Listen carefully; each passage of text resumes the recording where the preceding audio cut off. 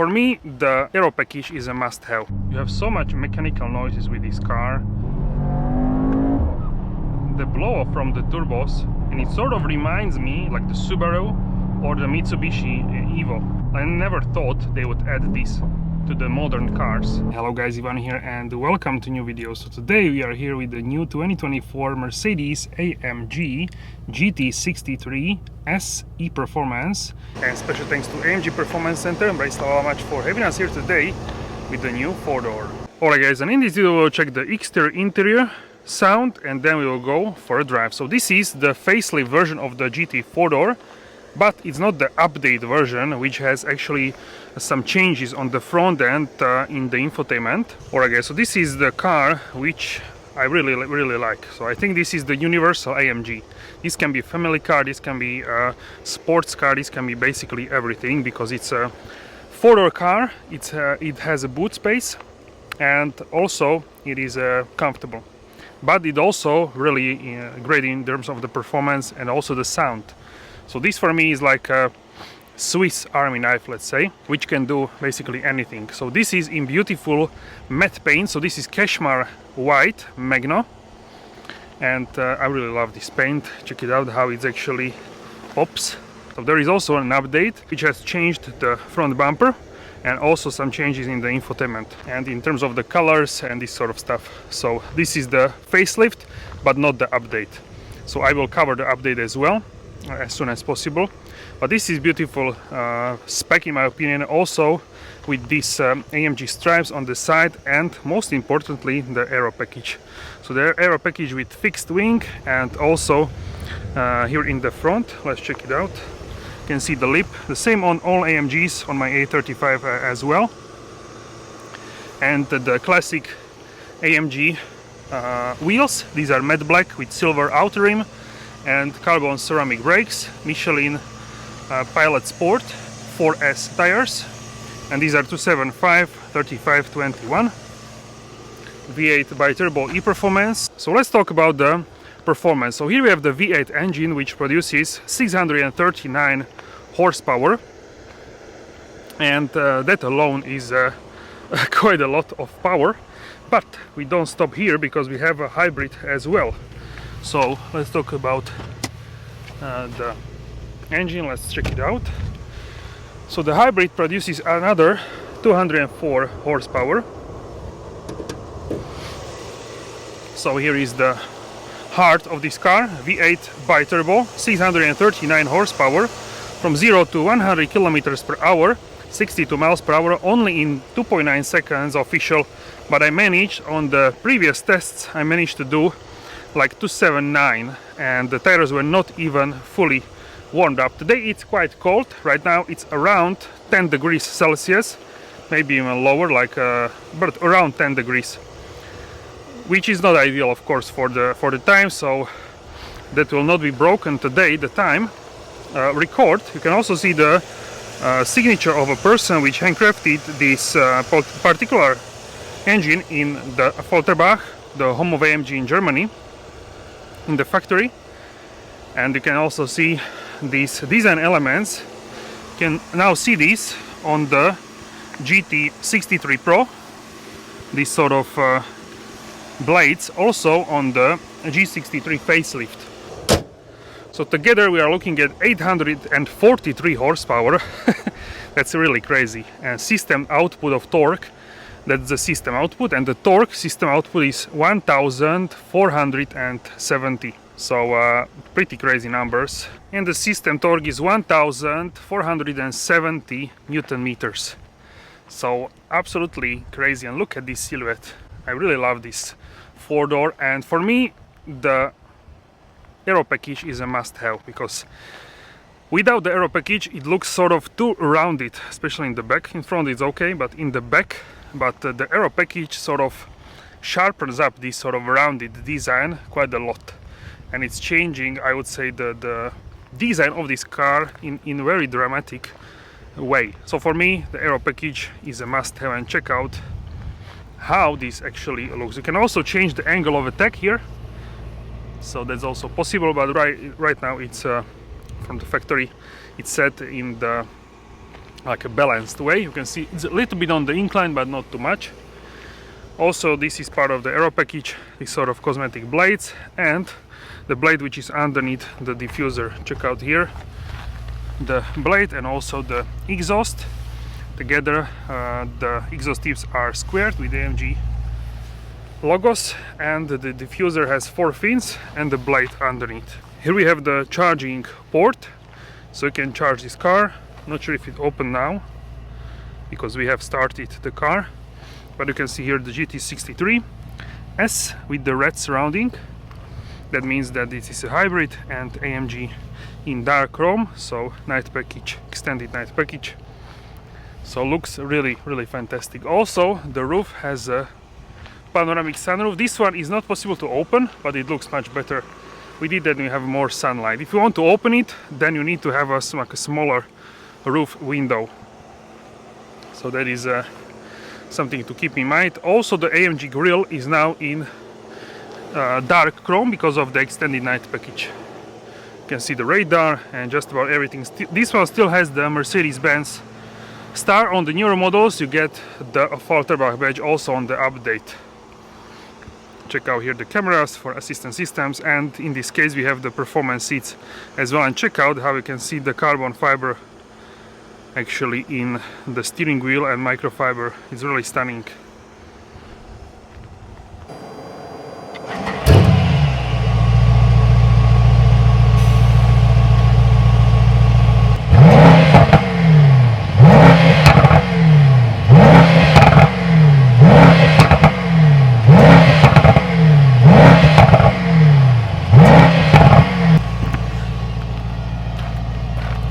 Check out the sound, guys.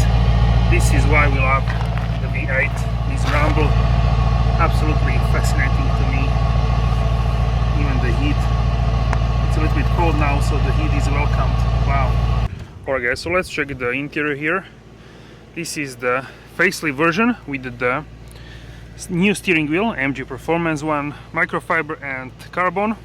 AMG Performance seats, AFFALTERBACH logo. This is black Napa leather, AMG exclusive. Also a little bit of the microfiber here, but you can inflate the bolsters. Really great support, and I love the red. But let's check the back, because this is not an ordinary version. Right, so here is the display. You can see the performance here, for example. So the engine data, kilowatts, newton meters, vehicle data, the suspension, what is doing. Also you can turn on here the diffusion of the perfume, also the AC. So really nice small display here in the back, like a compact display. Dynamic data. You can see here the brake, accelerator, so you can see everything what is actually the driver doing. You can also see the newton meter, so it is complementing this first class experience for sure. Also this beautiful carbon fiber, check it out. 2 cup holders, these are cooled and also heated, so fantastic. And this, but downside is that you don't have 5 seats, so this is not possible to remove.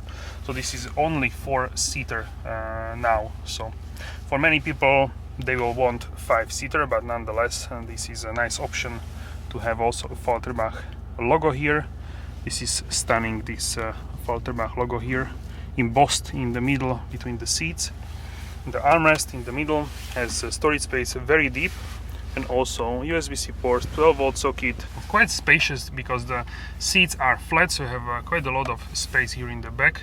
And thanks to the sunroof, it's actually spacious to sit here. Otherwise it would be a little bit less spacious, and I would feel like I'm actually in a very enclosed environment, but right now it's really good. The headroom is not big. I'm 586 centimeters, 6 feet and 1 inch, and I'm actually fine here. A little bit of the headroom, like 5-6 centimeters, considering the shape. I think it's a good result. Also my arm is comfortable here, and overall I feel okay, considering that we have actually the coupe shape, which is sloping quite a lot. Considering all of this, I feel really spacious, actually, we can say, but we can say on the level of the edge of the spaciousness. So it's not cramped here, but it's also not super spacious. The sunroof, the panoramic sunroof, is helping a lot with the perception of feeling the roominess here in the back seats. And this is how the front looks from the back. let me know how do you like this.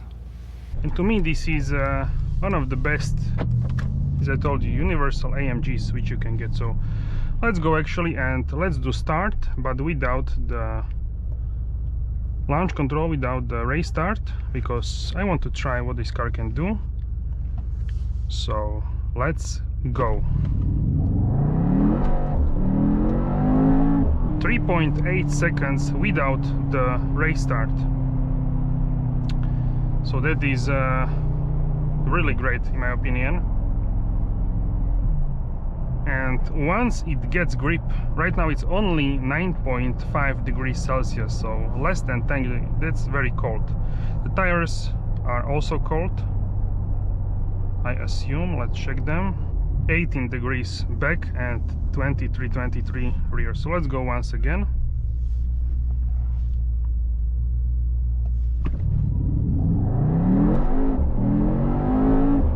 .57, slight downhill, but not too much. This is amazing, really, what this car can do. And the blow off,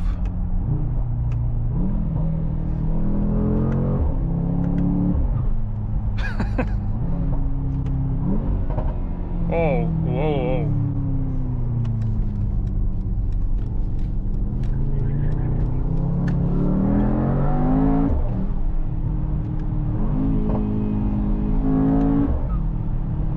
I really love the blow off. And now, because we have a little bit less grip,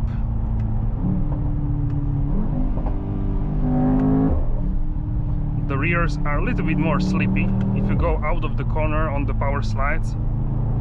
Personally, I really love this.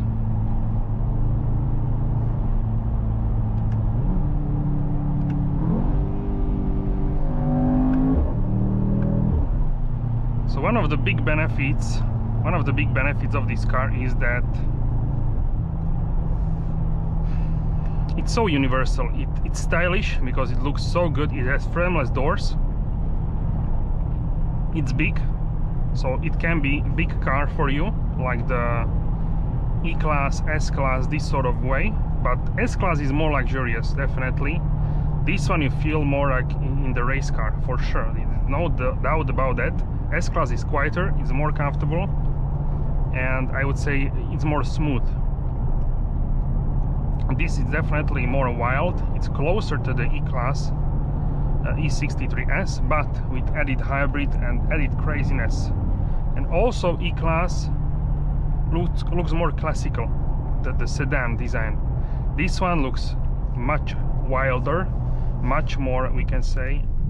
And brakes are fantastic, so it looks much more, we can say, out there, much more stylish, especially with the aero package.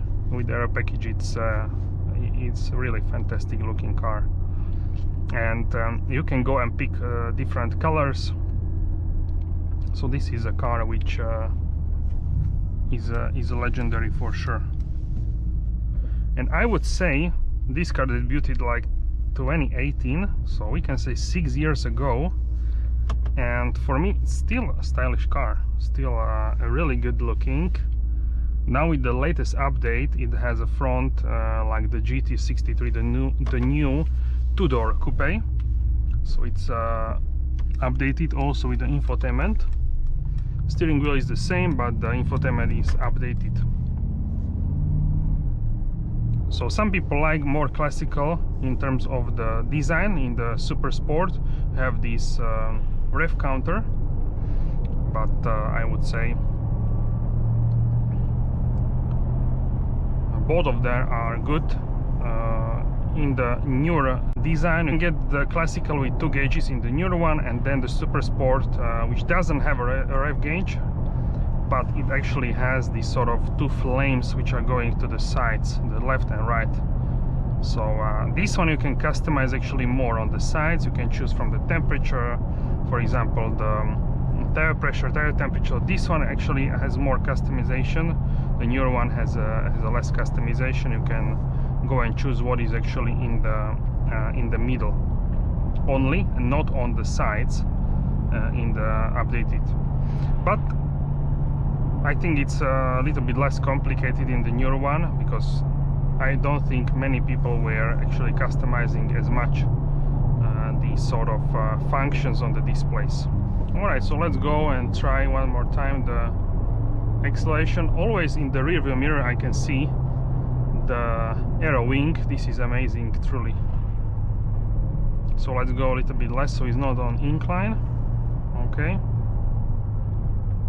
like this, and more or less a straight road. Let's go. 3.61. We even had a wheel spin. With the race star we are looking at less than 3 seconds, like constant speeds. So that is for sure something interesting. We can also go here on the roundabout. So here on the roundabout, very nice, super stable. The hybrid is actually pressing onto the rear axle, giving you a lot in terms of the grip.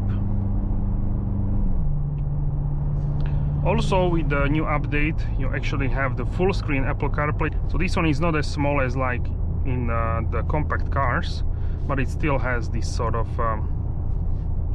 black bars on the side. So with the new update you have a full screen CarPlay.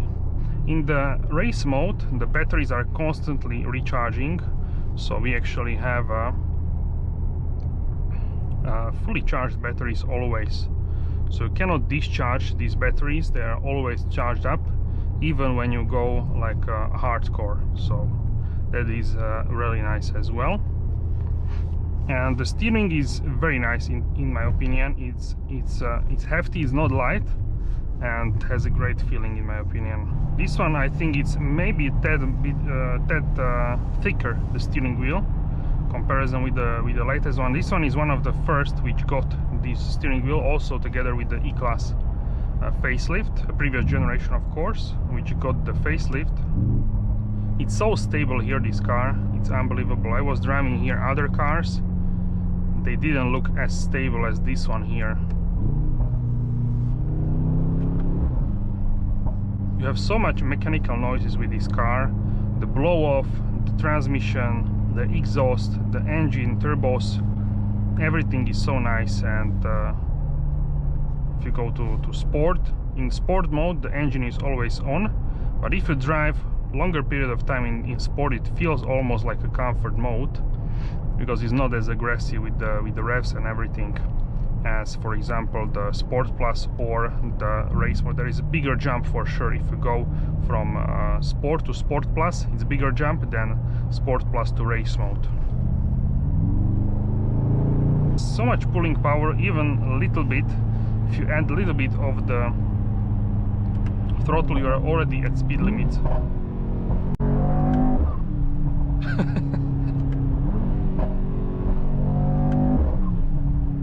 So it has so much power. It's for the road, it's a unbelievable amount of power.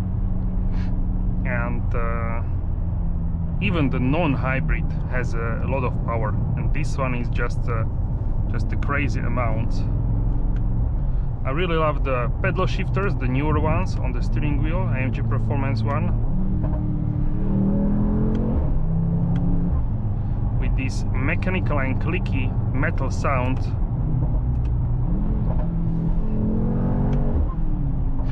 And you can just a little bit play with the power. You can go through the rev range.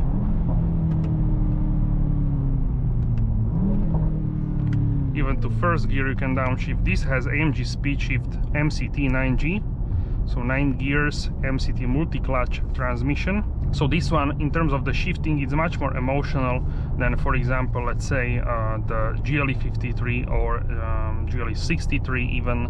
Those have a TCT torque converter, and the MCT is for sure more emotional. So that's why I love the MCT. For me, this is the sense of occasion is bigger with this, even when you go normally like this. If you are in Sport Plus, everything is more tightened up, everything is more, we can say, focused, ready to go. So in GLE, for sure you have a more luxurious experience. You are more wafting, more comfortable experience. This one is set up really to attack always. So, but I would even say that with all of this more sharper approach, it's still okay for driving. It's not uncomfortable. It really depends on your level. What are you used to? For me, this is stiff, but it's not uncomfortable. So also it depends what kind of roads you are driving on. So this is a big deal as well. If you're on bad roads, of course you will feel it worse, but it's not that bad. Even on bad roads, I drove the 4-door, and it was firm, but okay, it was okay. So yeah, this is what I truly appreciate about the 4-door, this universal practicality. So let's go and accelerate once again. You need to downshift, otherwise it will just keep in the gear and use the hybrid.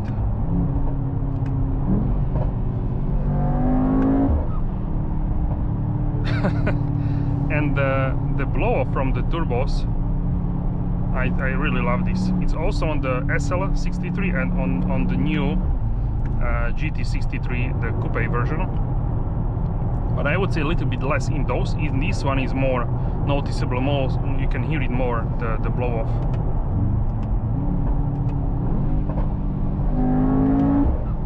And it sort of reminds me that the Japanese cars, the rally cars like the Subaru or the Mitsubishi Evo, maybe the sound itself was a little bit different, but the blow off, many people were tuning those cars, or maybe I think even from stock they have some sort of blow off noise, but you can enhance that with the tuning and replacing some parts. So this is, I never thought they would add this to the modern cars.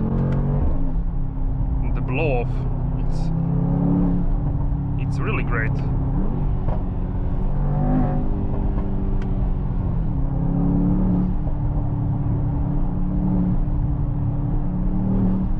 If you let the throttle, you get the blow off noise. It's so nice.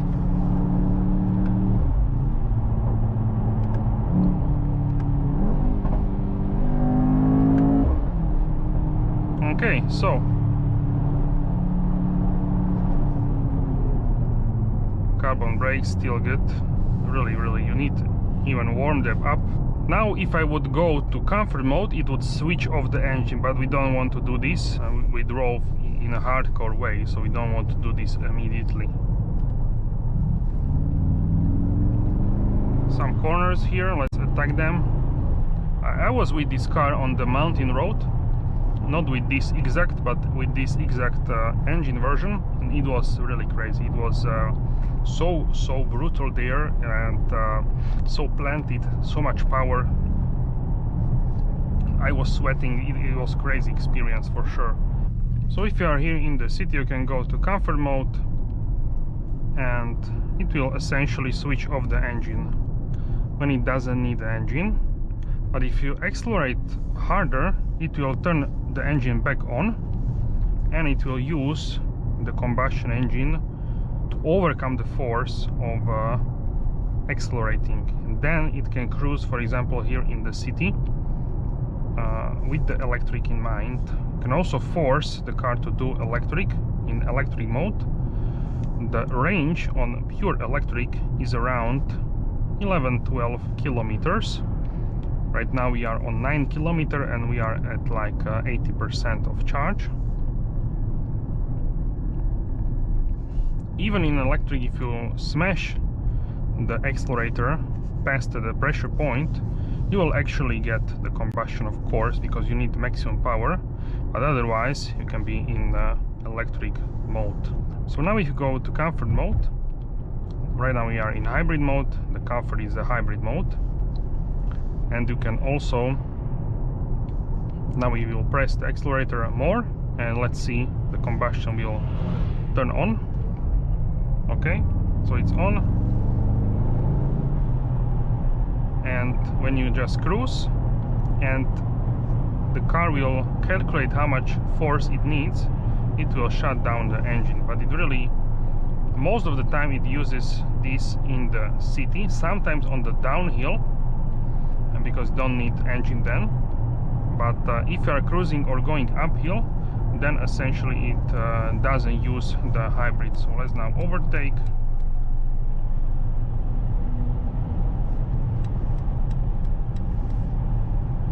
Now we turn it off the engine, see? Because we are going downhill and I don't use the accelerator. Now if I continue with the throttle, it will wake up the engine once again. And now turn it off and we can just cruise essentially. Now the engine is off once again. So it really depends how much you press the accelerator. If I just slightly press to continue to maintain the speed, it will not turn on the engine. So this is how it actually manages the power. And on the cruise control, it will basically decide on itself what it needs to do. Right now it woke up the engine, started it, and shortly it will actually shut it down. So it has essentially many options what it needs to do. Sometimes actually if you are on too steep of a downhill, it will not turn off the engine because it's using the engine to brake, but not always. Right now it actually shut it down, the engine.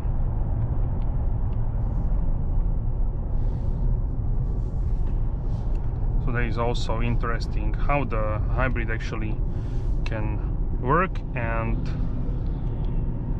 when you are parking, for example, the car always is off, I would say. I park the car, and when you maneuver from parking lot, the engine is off, because even if it looks like it's discharged, the car always has like 17-18%, 20%, 25% of charge always. Even when it turns on the engine, like it looks like it has 0, but it still has a 15 or 20-25%. So it always keeps some charge in the batteries, so it can, for example, move you on the parking lot without the engine. So that is also useful, because when you arrive home, for example, you can be quieter even if you don't recharge the batteries, but you can recharge them very easily. So in a race mode they will be recharged super fast. So that is a big benefit of this car, that in race mode it recharges in like 5-10 minutes, depending how you drive, of course, but it will recharge like this super fast, so you don't need to think about it twice. Alright guys, so my consumption for today is 19.2 liters per 100 kilometers.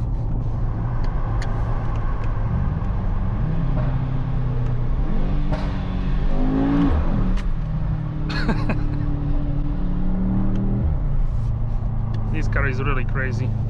So yeah, 19 liters and 6 kilometers out of 137 kilometers was on electric.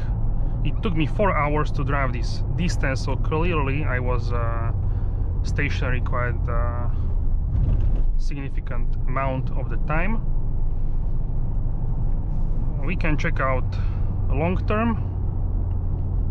For this car, long term is 15.3 liters per 100 kilometers.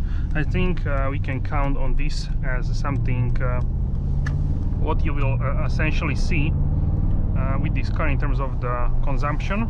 Now it's time to attack this corner, so this will be interesting.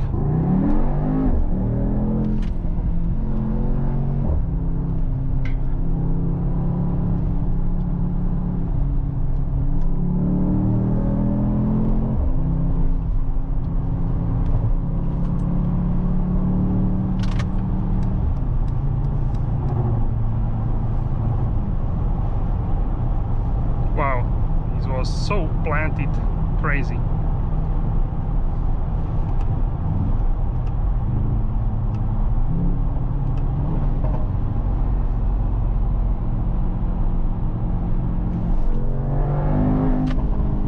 go to comfort. The car will keep the engine on until you need essentially to go like really downhill. But at this speed, 130 km/h, 80 miles per hour, it keeps the engine on, because you cannot sustain this speed on the electric only. It's not really smart, so that's why it keeps the engine on. You can force the car to go to the electric, so right now it shuts the engine down, and you can go up to 140 km/h in electric only. So that is possibility, but it's not really smart to use all the energy from the battery on the highway, because you will deplete this like quickly, very quickly, in like a few kilometers. But it's better to use this in the city, and this way you will have a longer range for the electric charge, and also the pollution in the city is better preserved than outside of the city, where anyway it's higher. So this turning works nicely. It keeps distance. Maybe sometimes it keeps too much distance, but for me it's a safe way. Now, for example, it shut it down the engine because we are essentially braking, so the car didn't need like power, so it rather kept going on electric. Right here on the highway, it's not the smoothest I've experienced, but it's also not the harshest. I would say it's fine for me. It always can be more comfortable, but I think this is firm, but still it's okay. You have a more sense of occasion. If you think this is too much in terms of the ride quality, then I suggest go for the either GLE. So I would say in this price range we are looking at the GLE 63S. So the GLE 63 Coupe will be closer to this 4-door coupe, and yeah, in terms of the styling and overall performance, the wheelbase is 6 cm shorter on the coupe versus the SUV on the GLE. So yeah, the GLE 63S Coupe is essentially more sporty than SUV for sure. And then other could be E53 hybrid with more electric range than this 4-door, but you have a lower output, and also cylinders you have 6, not 8 like in this car. So really we are looking at those cars. If you don't need this much space, I would go to GT63 2-door. You still have 2 seats in the back for kids or people which are not tall, and you also have a 4-wheel drive, 4MATIC Plus, V8, even more, I would say, sporty experience, sporty seating position. Everything is more amped up in the GT 2-door. So yeah, you need to think about that. You can daily GT 2-door, I would say, pretty easily. It's not even like complicated or anything like that. So yeah, I would say you can go and daily the GT 2-door pretty easily. Also, we can go and check the comfort, ambient lighting, brightness.